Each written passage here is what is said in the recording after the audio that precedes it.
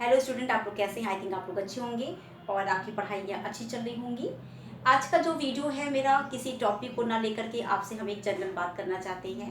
Specially home science के बच्चों के लिए मेरा मैसेज है। ये चीज़ मैंने आपसे पहले भी कहा था कि इस समय जो है होम साइंस वाले बच्चों का एग्ज़ाम चल रहा है और आज तो थर्ड सेमेस्टर और जो फर्स्ट सेमेस्टर उनका एग्ज़ाम होम साइंस का था भी। और अब पीजी वालों का भी स्टार्ट होगा, जो थर्ड ईयर वाले बच्चे हैं उनका भी होम साइंस का पेपर शुरू होगा। तो हमने ये देखा है कि जब क्लास में बच्चों को पढ़ाया जाता है तो बच्चे उस चीज़ को सीरियस नहीं लेते हैं, उस पर ध्यान नहीं देते हैं।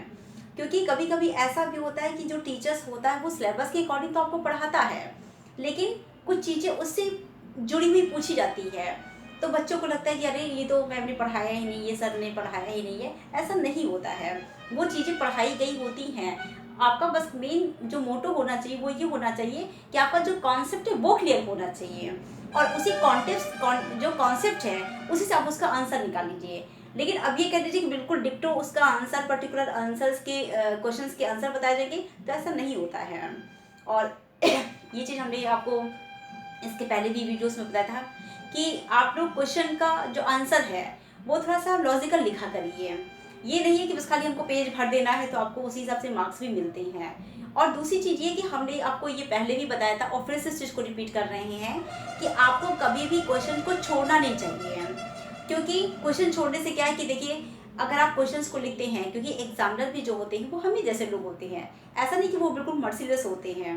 तो अगर आप लिखे होते तो कम से कम 1-2 नंबर तो आपको उस जो पेन की जो इंक होती है उसको उसकी उसी पे आपको मिल जाएगा। लेकिन आप बिल्कुल ब्लैंक पेपर ही छोड़ देंगे तो ब्लैंक पेपर पे आपको किस चीज़ के लिए मार्क्स मिलेंगे? तो आप लोग इस चीज़ का विशेष ध्यान दिया करिए कि आप लोग क्वेश्चन का आंसर जरूर लिखा करिए और क्वेश्चन का को छोड़ा मत करिए। और दूसरी चीज़ की देखिए, ये बहुत मैटर करता है कि जब भी हम परीक्षा हॉल में बैठते हैं, अब चूंकि हमारे पास समय कम होता है, अब तो 2 घंटे का पेपर हो गया है, तो उसी टाइम में हम कैसे अपने क्वेश्चन को बैलेंसिंग करते हैं ये बहुत मैटर करता है। अब सबका तरीका अलग अलग होता है, हम ये नहीं कहते कि जो हम बता रहे हैं वो तरीका अलग है या फिर जो आप कर रहे हैं वो सही है।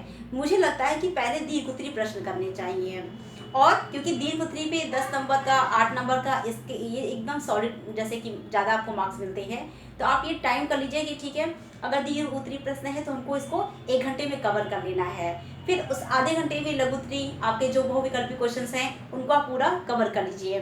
क्योंकि जैसे आपका 1 नंबर का प्रश्न है, आप 1 लाइन का लिखेंगे तो भी आपको 1 नंबर मिलेगा, 2 लाइन का लिखेंगे या 10 लाइन का लाइन का आंसर लिखेंगे तो भी आपको 1 ही नंबर मिलेगा।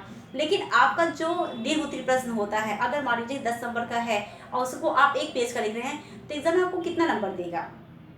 तो कम से कम 3-4 पेज का तो होना ही चाहिए ना, तभी तो आपको 10 नंबर में 8 नंबर, 7 नंबर ऐसे मिलेंगे। तो इस चीज़ का विशेष ध्यान दिया करिए कि आप पहले दीर्घ उत्तरीय क्वेश्चन शुरू किया करिए और एक टाइम बना लीजिए कि अगर 3-4 जैसे भी क्वेश्चन आपके दिए रहते हैं तो हमको 1 घंटे में इतना कर लेना है। क्योंकि क्वेश्चन के अकॉर्डिंग आपको टाइम मैनेज करना आना चाहिए बेटा। अगर आप टाइम मैनेज नहीं कर पाएंगे तो आप एडजस्ट नहीं कर पाएंगे। और दूसरी चीज़ ये है कि हम देखते हैं कुछ बच्चे की क्वेश्चंस को कर लेते हैं तो वो उसी में बैठ के रेस्ट करना शुरू कर देते। नहीं, आप एक और लॉजिक लगाया करिए। जैसे मान लीजिए कि आपको पता है कि हम कितने टाइम में क्या कर लेंगे, तो अगर जैसे मान लीजिए कि आप क्या करते हैं कि जैसे आंसर लिखते हैं तो उसके बाद में 1-2 लाइन ऐसे आप छोड़ते जाइए, और जब आपके पास समय मिलता है उसको फिर से क्या करिए, पूरे क्वेश्चंस को, पूरे पेपर्स को, कॉपी को पलट के देख लीजिए कि मैंने कहाँ कहाँ छोड़ा है, फिर 1-2 लाइन को उसको और बढ़ा लीजिए। तीसरा से आपका क्या होगा कि टाइम भी पूरा आपका अच्छे से यूटिलाइज हो जाएगा। दूसरी चीज़ की आपका जो आंसर रहेगा वो थोड़ा सा इंक्रीज हो जाएगा।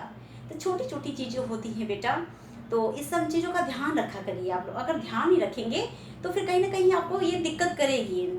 और जैसे आपको कॉपी 2 मिनट 5 मिनट पहले ही मिल जाती है, ये हर कॉलेज का रूल होता है। आपको उसको जो भरने वाला होता है तो उसको पहले आप भर लीजिए, लेकिन उसको इत्मीनान से भरिए। और जो सबसे बड़ी चीज़ होती है कि रोल नंबर में कोई मिस्टेक नहीं, कोई ओवर राइटिंग नहीं होनी चाहिए आपकी।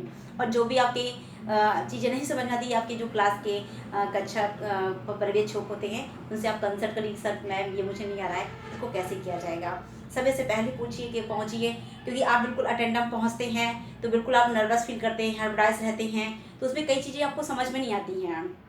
तो छोटी छोटी चीज़ें हैं, इन सब का विशेष ध्यान रखिए। और जिनका पेपर हो गया है वो तो बहुत अच्छी बात है, और जिनका पेपर होने वाला है सभी को मेरी तरफ से बहुत बहुत शुभकामनाएं। और मुझे ये उम्मीद है कि मेरे सारे स्टूडेंट का जो पेपर होगा बहुत ही अच्छा जाएगा। और रही बात टीजीटी ओपीजीटी की, बस थोड़ा सा ये एग्जाम निपट जाए, फिर हम टीजीटी ओपीजीटी को थोड़ा सा और गहराई से अध्ययन करते हुए इस पर हम वीडियोस बनाएंगे। Thank you so much. और मेरी वीडियोस को ज़्यादा से ज़्यादा लाइक करिए, शेयर करिए, जिससे हमको भी फीडबैक मिलता रहे और इस पर हम ज़्यादा से ज़्यादा वर्क कर सकें। Thank you so much.